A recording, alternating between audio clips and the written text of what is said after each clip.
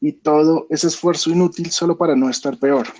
Lavarse los dientes, salir a trabajar, enjabonarse a diario, caminar con cuidado, aprender para saber, saber para trabajar, trabajar para comer, trabajar, trabajar, trabajar, comer, comer, comer, 3 veces al día, 90 al mes, más de 1000 al año. Todo hay que hacerlo bien, siempre, solo para no enfermar, para no estar hambriento, ni pobre, ni sucio.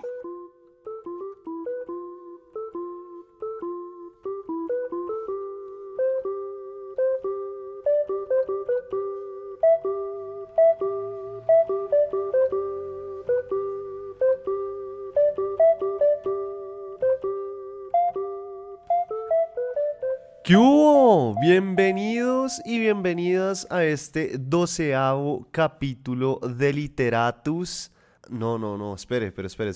Este capítulo no es como los otros. Hoy vamos a tener un uno contra uno. El man de los cuentos, es decir, Federico Baraya Galán, versus un autor. Bienvenidos a este primer Literatus Versus, que en este caso es Felipe Ordóñez. Sí, así como lo oyen, en este capítulo voy a charlar con el autor de Parásitos sin importancia, libro de cuentos debut de Felipe Ordóñez, como les dije, y que fue publicado por la editorial Angosta, que es la editorial de Héctor Abad Faciolince, que es el autor de un libro muy reconocido que es El olvido que seremos. Parásitos sin importancia es un libro con 12 cuentos o 12 truquitos, como me gusta decirle a estos cuentos. Y tiene una ñapa al final que está bastante buena. Los personajes son... ¿Cómo ponerlo? Son personas aburridas con la realidad de la vida, con el sinsentido del destino, con la rutina o, como decía Bukowski, de levantarse, cagar, bañarse e ir a trabajar, comer, dormir y volver a empezar todo de nuevo, que creo que todos lo hemos vivido y es simplemente las rutinas muchas veces en las que se convierte vivir. Cuentos que además parecen suceder en Bogotá, pero que bien podrían estar en cualquier ciudad. Cuentos que dan ganas de abrir como si fuéramos cirujanos para revisar bien de qué están hechos, cómo fueron construidos. En fin, este libro debut de Felipe Ordóñez, economista bogotano y colombiano, lector y hombre que se aburre con facilidad de las cosas, da inicio a este espacio del uno contra uno y que espero se vuelva más recurrente aquí en Literatus. Bienvenidos.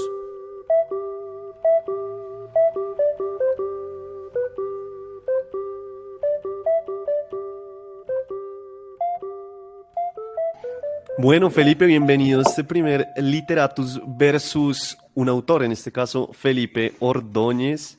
¿Qué más? ¿Cómo está? ¿Cómo se encuentra hoy? ¿Qué tal, Federico? Bien, muy bien, todo en orden. Muchas gracias por la invitación. Bueno, acá nos gusta como los uruguayos empezar siempre con los taches arriba y le tengo una pregunta. ¿Qué tan difícil fue escribir Parásitos sin importancia? Realmente no me pareció difícil porque yo como que nunca planeé escribirlo. Simplemente como que salió. Llegaba yo de la oficina usualmente los viernes, los fines de semana, con alguna idea por ahí en la cabeza de escribir algo, alguna escena o algún concepto del que quisiera escribir y nada, abría un vino usualmente y me ponía a escribir el fin de semana. Cuando me di cuenta, pues ya tenía como, yo no sé, como 15 cuentos por ahí. Y después de un tiempo como que dije, esos cuentos organicémoslos y, y pues vi que había unos que funcionaban, entonces como que los organicé en un libro y salió, pero entonces pues no fue mucho esfuerzo, fue más bien casi que un hobby, entonces no, pues difícil no tanto. Bien, bien, sé que usted es economista. ¿Le sirvió de algo su bagaje como economista a la hora de escribir estos cuentos? Es posible que inconscientemente, yo diría que conscientemente no, porque así que escribía, para huir un poco de la economía. Pero pues uno siempre cuando escribe deja algo de uno por ahí en algún lado. Entonces pues yo imagino que algo habrá del Felipe economista, pero digamos que de manera consciente no lo veo tan claro. Bueno, listo. Y entonces usted cuenta que organizó los cuentos y ahí qué hace, empieza a buscar cómo publicarlos o qué pasó ahí. No, los organicé, los dejé como en remojo, también medio sin culpa. De hecho, como años, un par de años, algo así. Y después ahorita en la pandemia dije como, oiga, yo tengo unos cuentos ahí, los voy a volver a leer a ver qué tal, ya se me habían olvidado. Y, y pues los leí, los pulí bastante, cambié algunas cosas y sobre todo eliminé muchas cosas. Y ahí sí, cuando los volví a leer como por 20ª vez, dije como, oiga, están buenos, o a mí me gustan por lo menos.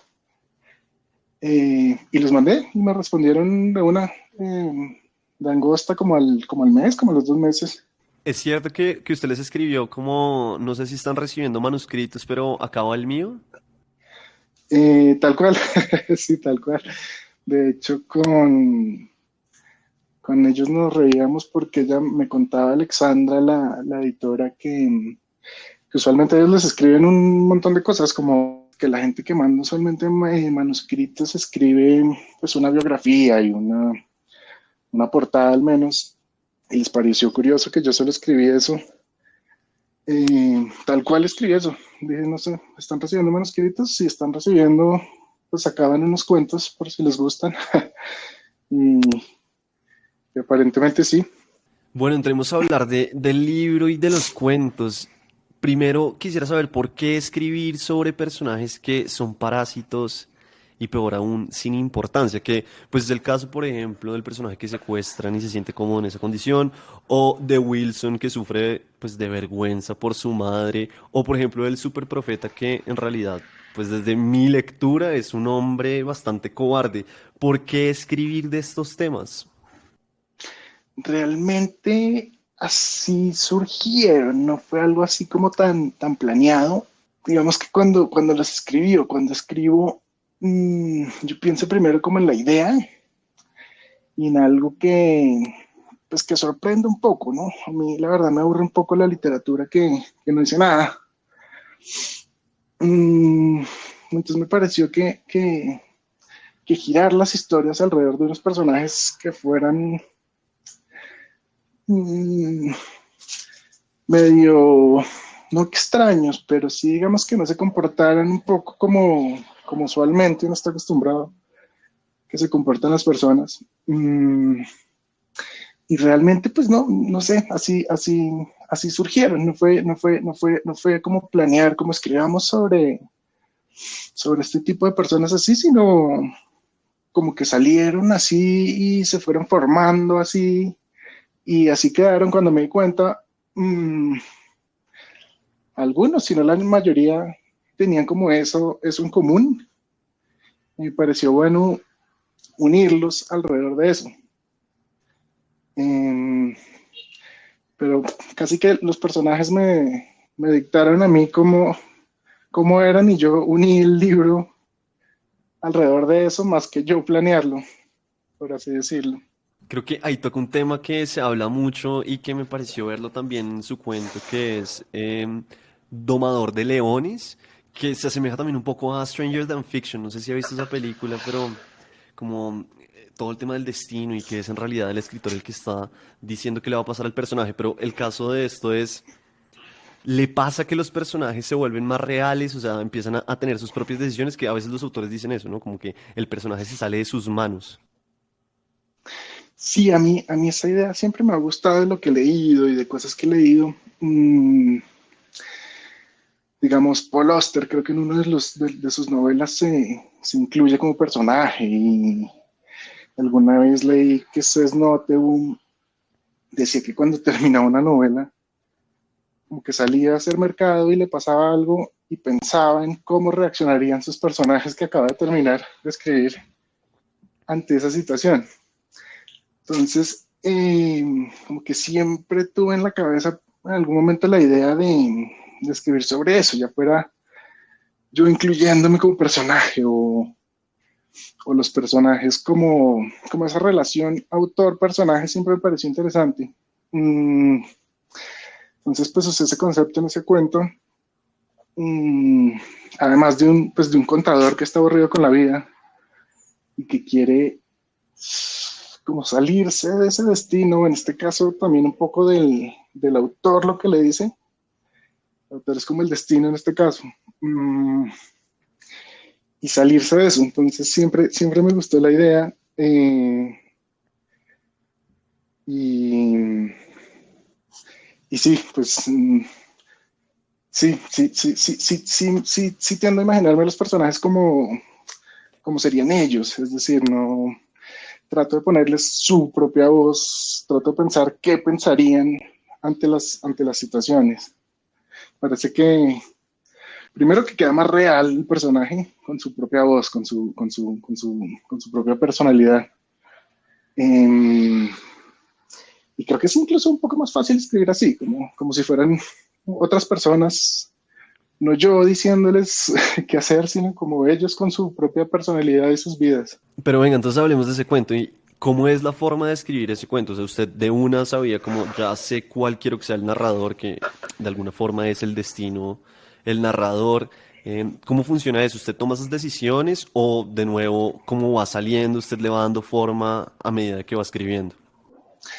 Yo empecé con la idea de un personaje que me fuera desobediente a mí como narrador. No sabía qué iba a pasar dentro del cuento, pero sí quería que pasara eso. Y aparte de eso quise meterle, me gusta, como le decía ahorita, que la literatura, que los cuentos, por lo menos lo que yo escribo, que tenga un fondo más allá de la historia. Entonces me pareció chévere como esas vidas aburridas, grises del trabajador, del empleado que le toca levantarse todos los días a la misma hora, volver, no tiene más vida sin el trabajo, y meter ese concepto como de yo no quiero hacer esto, quiero que mi vida sea otra cosa dentro de ese cuento. Entonces empecé con esa idea, simplemente con esa idea, y empecé a escribir como usualmente lo hacía. Pues llegué un viernes, abrí una botella de vino y empezó a escribir derecho. Al final quedó algo y después lo fui puliendo, después le fui metiendo el concepto del destino, que me pareció un poquito más profundo, más. Pero sí, pues el cuento lo escribí con el concepto en la cabeza, pero la historia salió solita. O sea, lo que le iba pasando al personaje fue mientras escribía, digamos. Ok, porque digamos que eso también empieza a definir mucho a los escritores, o no sé, digamos, Samantha Schweblin dice mucho que ella jamás se sienta a escribir si no tiene toda la historia ya en la cabeza o por lo menos anotada en algún lado para que la historia no pierda el rumbo o ella no termine escribiendo otra cosa que no le interesa. En su caso es mucho más como ir dándole, ¿no? Ir viendo qué pasa. Sí, totalmente. Yo creo que todo el mundo escribe diferente. Mi caso es, tengo la idea general, y va saliendo la historia. Según cómo vaya saliendo, la verdad ni había pensado en eso.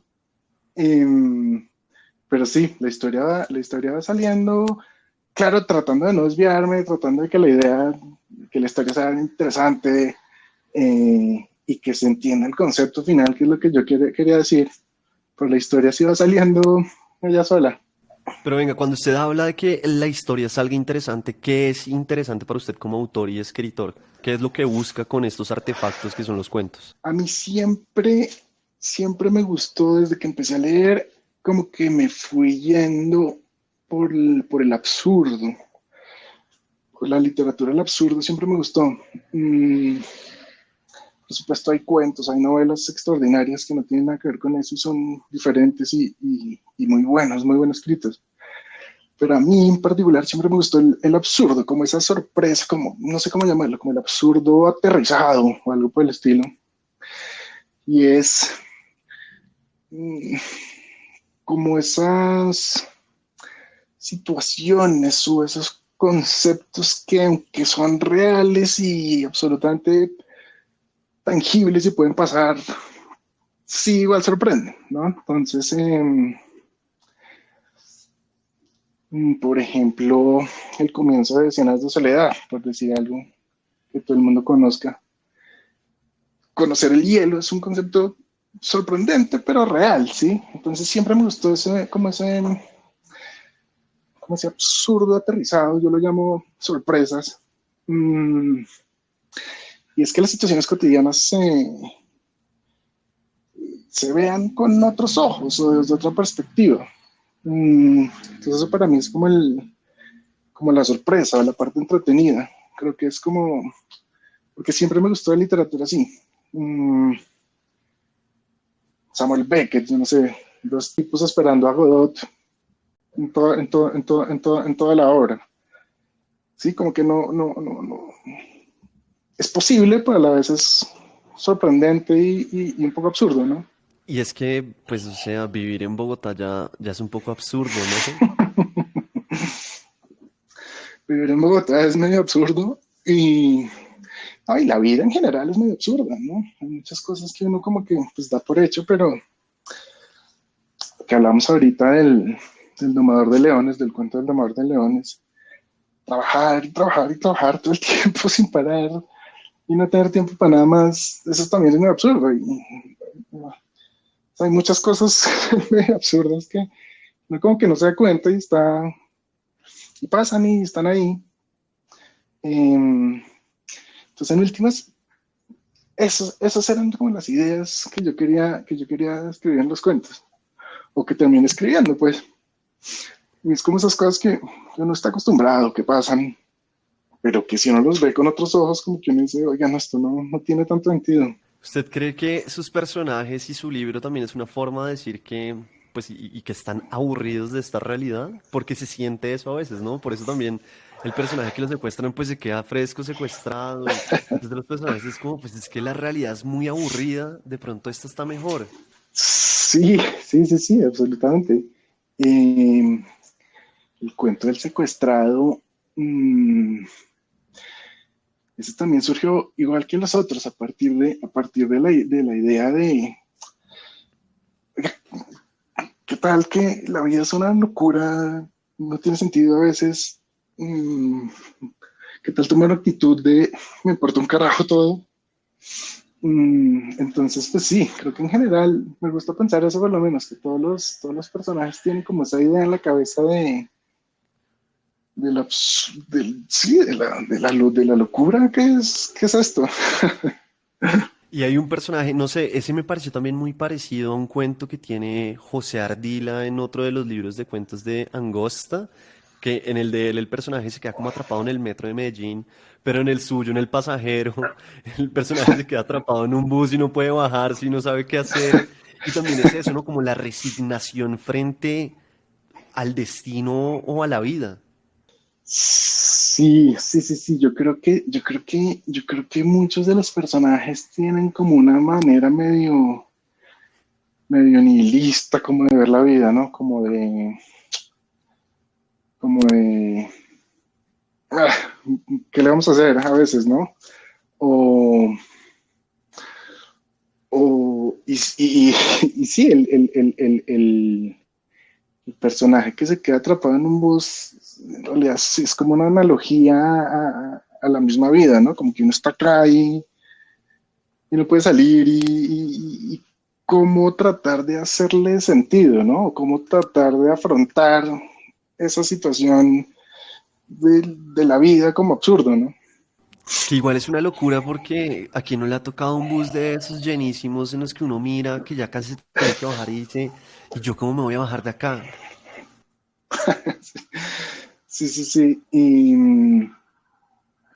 ese también, fíjese, se me ocurrió por el camino la idea sí, de que le pedían el tiquete también al bajarse. Mm,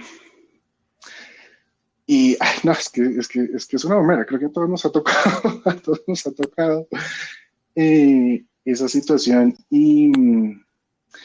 que me pareció chévere hacerle la analogía a eso que dura media hora a, a la vida en general, ¿no? Uno llegó sin saber cómo y al final le piden el tiquete para bajarse.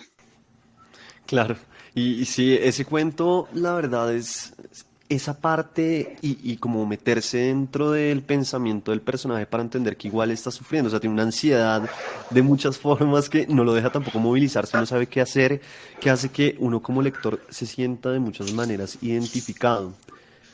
¿Quería usted como jugar con eso, con el pensamiento del personaje para que el lector se identificara o cuál era la utilidad de meterse dentro del pensamiento del personaje? Yo la verdad no pensé nunca en el lector cuando escribí, creo que ni ese ni ninguno, porque yo pensaba era ni siquiera en mí tampoco, sino en el personaje, el personaje como si fuera una persona real, aparte mía, con su propio pensamiento, con su propio estado de ánimo. Entonces realmente cuando lo escribí fue más, pues, ¿qué estará sintiendo ese señor en esa situación, no? Mm, Chéverísimo que haya salido así, pues como que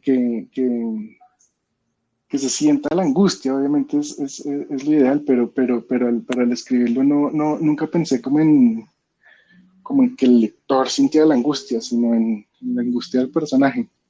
Bien, listo. Y cuando hablamos de el cuento Super Profeta, que eso me pareció la verdad muy divertido también porque, pues, no sé, mi lectura es esa y es que tenemos un personaje, un hombre muy cobarde que busca cualquier manera, pues, de salirse de una relación. Pero obviamente el cuento es mucho, sí, o sea, como el iceberg, pues, la puntica, porque en realidad es mucho más profundo. Pero, ¿cree usted que el personaje iba hacia eso, o sea, hacia la cobardía, o en verdad la intención era hablar como del super profeta? En realidad ese cuento era sobre sobre un tipo de mediana edad que no quería tener hijos. Sí. Entonces, de alguna manera como que se inventa o tal vez no, tal vez veía las profecías y empieza a armar como toda una estrategia que sí, se puede ver desde muchos ángulos al final, porque es posible que sí, simplemente se quisiera salir de la relación, es posible que no quisiera tener un hijo, es posible o que simplemente fuera un cobarde incorregible, pues. En realidad la idea, no me acuerdo, creo que sí, creo que la idea era un poco lo de, creo que cuando empecé a escribirlo, lo que tenía en la cabeza era otra vez con el absurdo y el absurdo de traer niños al mundo con todas las desgracias que pueden pasar, ¿no? Después obviamente se fue escribiendo el cuento solo de alguna manera y pues salió lo que salió se puede ver de diferentes perspectivas, pero sí, como en últimas, la idea era como mostrar como justamente todas las cosas malas que pueden pasar en la vida y aún así parece normal, ¿no? ¿Escribe cuentos porque es el género que le gusta o fue lo que se fue dando y no es necesariamente porque sea su género favorito o que le gusta escribir? No, sí, me encantan los cuentos, me encantan los cuentos. Leo cuentos, empecé leyendo cuentos, obviamente después uno pues lee de todo, pero empecé leyendo cuentos y me encantan los cuentos. Me parece que, ahí sí, creo que Borges decía algo similar y es, ¿para qué escribir tan largo? Es decir, uno puede decir algo, uno puede hacer una historia muy interesante en muy poco espacio. Cuento de, no sé, de 10 páginas, que además tiene comienzo, final, como una novela que es gran parte del encanto de la literatura para mí. Los comienzos y los finales son muy chéveres. Entonces sí, me encanta el cuento, leo mucho cuento. y la idea sí fue escribir cuentos, es decir, yo nunca dije como, voy a escribir una novela y salieron cuentos, no, me gustan los cuentos. Y digamos, todo esto que está diciendo de la apertura, el cierre, que son los, pues sí, como las características de estos mecanismos, que es el cuento que tiene que ser un mecanismo perfecto. Todo esto, digamos, usted lo aprende a través de la lectura o ha tomado talleres. ¿Cómo es un poco este cuento suyo con la literatura? Solo leyendo y, y ya, o sea, leyendo y leyendo lo que me gusta y los autores que me gustan y más libros de los autores que me gustan y los géneros que me gustan y después yo pienso que, no sé si me pasa a mí, yo creo que a todo el mundo le debe pasar y es que después de leer mucho uno dice como, me dan ganas de escribir a mí también algo. Claro que Cortázar decía eso, ¿no? Como que alguna vez fueron y le dijeron, oiga, ¿cómo hago para escribir cuentos? Y él le dijo, pues vaya y lea mucho. Y entonces la persona fue y leyó mucho y después volvió y lo buscó, listo, ya leí mucho, ¿qué hago? Y Cortázar le dijo, pues si no ha escrito es porque eso no es para usted, ya debió haber escrito.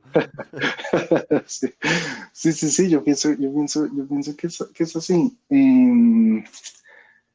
Al leer mucho, no como que se le ocurren ideas, ¿no? Yo no sé, no sé si a todo el mundo le pasa, yo pienso que puede ser. Lo que pasa es que a veces tal vez la gente no se siente, porque es el siguiente paso, ¿no? Uno lee mucho, tiene una idea, quiere hacer algo, pero no se sienta a hacerlo porque no sabe cómo empezar o, o no tiene el tiempo, simplemente como que no se sienta al frente del computador. Pero, pero después de uno leer, yo creo que sí alguna idea se le ocurre. Ese es uno de los momentos más difíciles de escribir, ¿no? Sentarse frente al computador o frente a lo que sea, como sentarse y empezar a escribir. Sí, porque yo creo que pasa mucho es que uno como que al comienzo piensa que la primera línea es la que va a quedar al final y eso nunca pasa. Entonces uno como que dice, pero ¿cómo empiezo yo esta historia? Y si no es un comienzo genial, uno dice como que si uno no se le ocurre una primera línea genial, uno dice como que no, pues ya, como que ¿qué más escribo? O se queda la página en blanco. Mm, pero en mi experiencia, por lo menos creo que la primera línea de todos los cuentos no fue la primera que yo escribí. Como que uno arranca y, y después cuando lo vuelve a leer se le ocurre algo mejor, la mejora, una nueva. Entonces yo sí pienso que, que para escribir toca es sentarse y hacerlo sabiendo que así no va a quedar, que después va a mejorar. Porque si uno se sienta pensando que así va a quedar, ahí sí, yo creo que nadie nunca escribirá nada, porque eso nunca es como queda al final. Y hoy en día, digamos, sigue escribiendo. Eh, no, yo como que yo tengo una cosa extraña, bastante defectuosa, y es que me aburro muy rápido de las cosas. Entonces no, como que tengo ¿cómo decirlo? Como etapas o como ciclos. Entonces a veces me da por leer un montón y me pongo a leer, a leer, a leer. Después escribo, después como que me aburro de eso un rato y dejo de leer por meses o me pongo a hacer otra cosa. Ahorita estoy leyendo historia, por ejemplo, como que me empecé a leer historia, entonces estoy leyendo historia, entonces no me dan ni ganas de escribir, ni estoy leyendo literatura, entonces no, por ahora ninguna idea, ninguna palabra. Bien, bien, bien. Felipe, pues me gustaría, porque acá en el podcast lo que hacemos también es leer cosas en voz alta. Me gustaría que escogiera un pedazo de algún cuento que a usted le guste específicamente de Parásitos sin importancia y leyera en voz alta un pedazo. Me toca buscar un libro, espérame un segundo. Todo No sé bien, si todo las bien. tengo. A ver, por acá hay uno.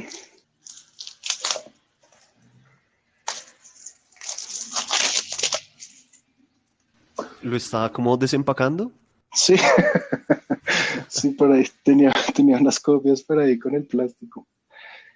A ver, ¿cuál parte me gusta? Me gusta el monólogo del viejo. Este es el cuento que se llama El Viejo. Voy a leer la parte del monólogo.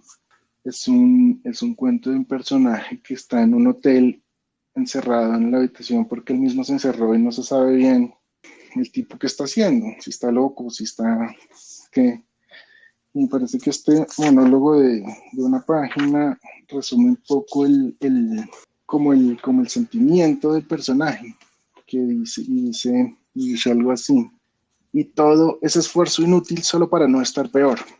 Lavarse los dientes, salir a trabajar, enjabonarse a diario, caminar con cuidado, aprender para saber, saber para trabajar, trabajar para comer, trabajar, trabajar, trabajar, comer, comer, comer, 3 veces al día, 90 al mes, más de 1000 al año. Todo hay que hacerlo bien, siempre, solo para no enfermar, para no estar hambriento, ni pobre, ni sucio. Todo siempre puede ser peor, siempre, pero nunca mejor. Uno da un mal paso, se tropieza, se cae, se rompe un hueso, se desgarra un músculo. Uno deja de lavarse los dientes y le salen caries, le duelen, se le caen. Uno deja de trabajar y no tiene plata, no tiene casa, ni agua, ni luz, ni comida. Se muere de hambre, enferma. Uno deja de sonreír, deja de decir mentirillas piadosas a quienes le rodean y acaba solo, sin agradar a los otros, sin compañía ni familiaridad. Hay que comer bien, no permitir que nos dé frío ni tampoco demasiado calor. Hidratarse, no forzar la vista, usar desodorante, vestir lo mejor posible, caminar con cuidado, ejercitar el cuerpo, limpiar cuidadosamente la casa, usar siempre condón, no dejar la comida por fuera de la nevera, no caminar solo en la noche, no hacer enojar a quien nos pide limosna, cuidar los pasos al bajar del bus, lavar las manos con frecuencia, no fumar, manejar con cuidado, protegerse de la mordedura de algún animal, no exponerse demasiado al sol, no olvidar nunca cerrar el candado, no nadar después de comer, mirar para ambos lados al cruzar la calle, no oír música muy duro, limpiarse bien los oídos, cuidar la postura, no esforzar la columna vertebral más de la cuenta. Comer balanceado, jamás ser infiel, pagar las deudas siempre cumplidamente. Llegar a trabajar a la hora exacta, no salir de trabajar a la hora exacta. Mejor quedarse un rato más para que vean que uno trabaja más que los demás. Hacerlo todo, leer, aprender, capacitarse para que no llegue alguien mejor y nos quite el puesto. Lavarse los dientes de arriba hacia abajo, de abajo hacia arriba y en círculos concéntricos. Evitar el exceso de sal, de azúcar, de lácteos, de alcohol y de carnes rojas. Hacer todo eso para que un día uno no se levante y se encuentre peor que ayer. Hacerlo todo y rezar. Rezar no porque exista Dios, sino porque aún haciendo todo eso, todavía está la posibilidad de amanecer peor sin que sea culpa de uno.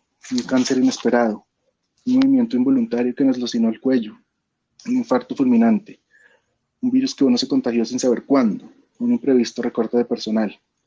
Ese instante a partir del cual el matrimonio se empezó a enfriar, de repente, tal vez, sin saber muy bien por qué. La golpiza que le dieron al hijo por no dejarse robar, el diagnóstico del papá. Todo, todo, todo siempre puede estar peor, nunca mejor. Lo esforzoso de vivir, ¿no?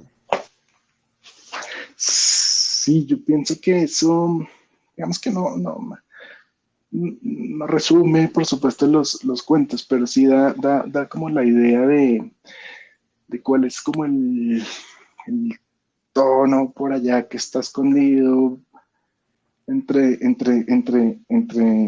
las palabras un poco de todos los cuentos, y es como lo que hablamos ahorita un poco de ese absurdo, como de sí, de lo extraño que es vivir. Claro, y esa frase también de la vida siempre puede ser peor, a pesar de que uno no lo crea, pero la vida siempre puede ser peor. Sí, sí, como hay que esforzarse, hay que esforzarse mucho para estar igual en últimas, ¿no? Es como el, como el, como el mensaje final de esa parte, de esa frase.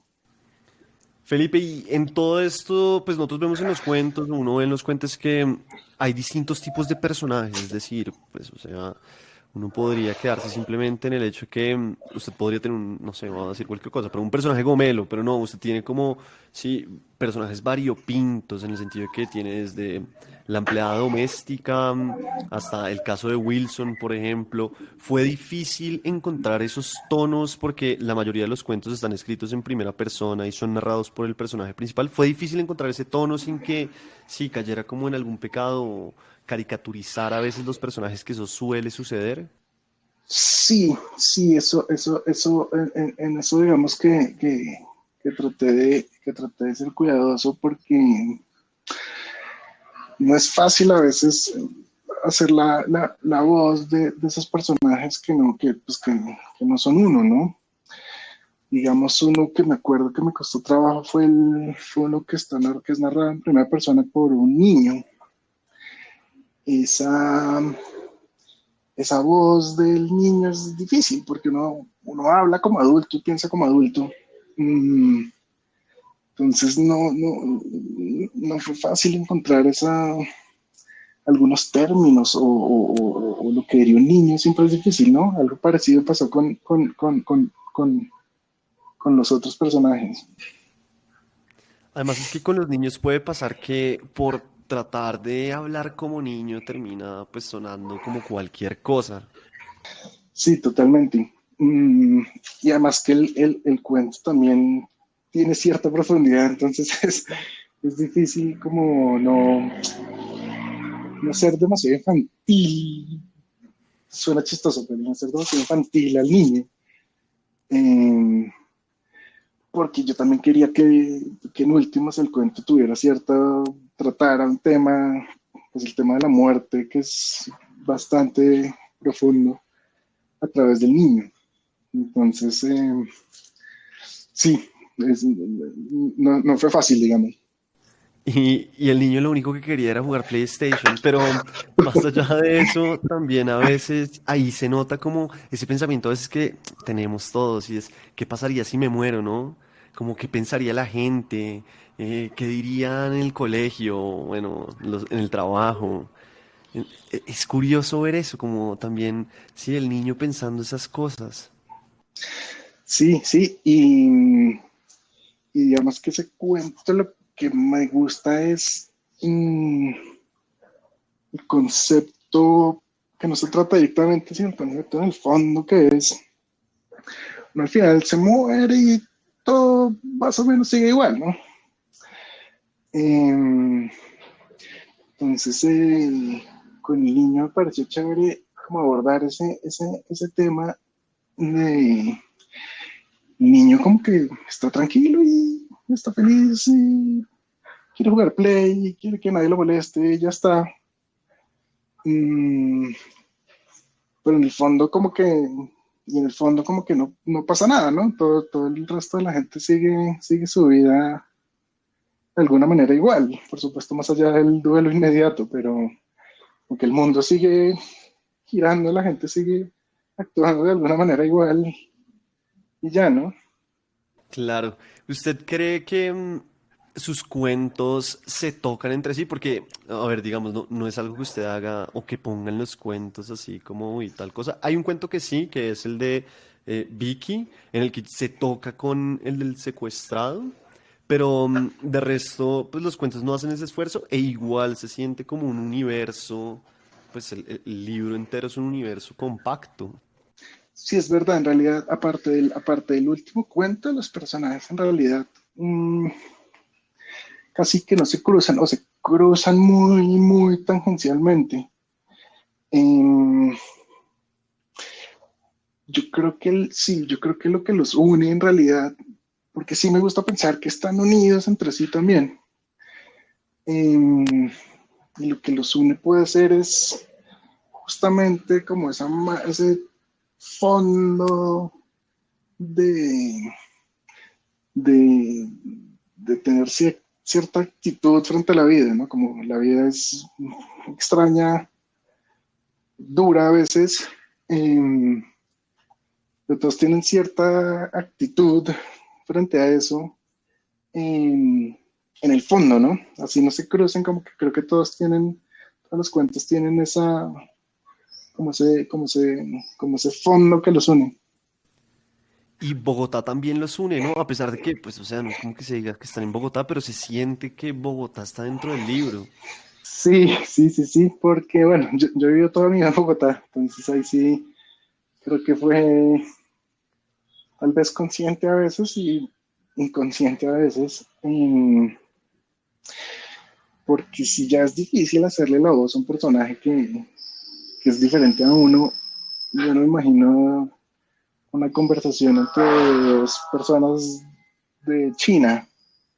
Eh, entonces uno como que tiene que, o no tiene, pero pienso que es un poco más fácil de escribir sobre lo que uno sabe y conoce en últimos, ¿no? Como para darle un soporte más realista a la cosa. Bien. Felipe, ¿y cómo le fue con los brownies de chocolate? ¿Estaban buenos? Ya me comí un par, están deliciosos. Buenísimo. Bueno, bien. Y yo le tengo una pregunta. Si la gente quiere conseguir su libro Parásitos sin importancia, sé que uno lo puede conseguir de una en Angosta, como en la página. ¿Dónde más lo puede conseguir uno? Creo que en las librerías, en las librerías de, pues acá en Colombia, creo que en la mayoría o en muchas. Por ahí hace poquito pasé por la Librería Nacional, por ejemplo, y ahí estaba. Bien. Y para ir cerrando en estos días tan lluviosos y acá en Bogotá, que mejor dicho, estamos viviendo bajo las tormentas. Octubre. ¿Qué anda haciendo? ¿Qué anda haciendo? ¿Qué anda leyendo? ¿Qué anda viendo? ¿Qué le recomienda a la gente? Eh, pues tengo una enorme pila de libros que no he leído. Me estoy leyendo ahorita, justamente me estoy leyendo unos cuentos también de Luis Miguel Rivas, los últimos que sacó, creo que se salieron este año también. Voy por la El mitad, de están buenísimos. Malabarista. Malabarista nervioso. Buenos, Voy ¿no? por, voy por la mitad y están muy, muy buenos. Muy, muy buenos. Yo creo que es pues obviamente es una opinión, pero es el mejor cuentista colombiano hoy en día. ¿Sabe que estoy de acuerdo? Estoy de acuerdo. Eh, Me parece excelente. Pues yo de él solo me había leído la novela de Era más grande el muerto, muy buena. Y estos son los primeros cuentos que me leo, pero estoy fascinado, están excelentes.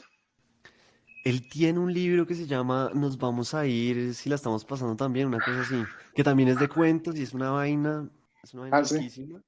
Además porque él hace eso que estábamos hablando y es que él construyó como este mundo, ¿no? Como Villa Linda. Eso me parece muy chévere y muy difícil. Armar un escenario nuevo me parece fantástico. Sí, pues Villalinda, por ahí lo vi en algunos cuentos y en la novela también sale. Y la verdad no había quedado en cuenta, no sabía que era como un escenario pues completo de varios libros que había construido. Me parece genial. Voy a buscar esos otros cuentos cuando me acabe estos. Muy bueno. Bueno, pues Felipe, muchas gracias por estar en este primer Literatus Versus. La idea es seguir haciendo entrevistas con cuentistas colombianos. Disfruté mucho su libro, Parásitos sin importancia. Ojalá le vuelva rápido la etapa de escritura para que sigamos leyendo más cuentos suyos. Sí, eso sí, eso sí, creo que no depende de mí, está por ahí en el aire. Qué bien, qué bueno que le gustaron. Muchas gracias por la invitación, Federico.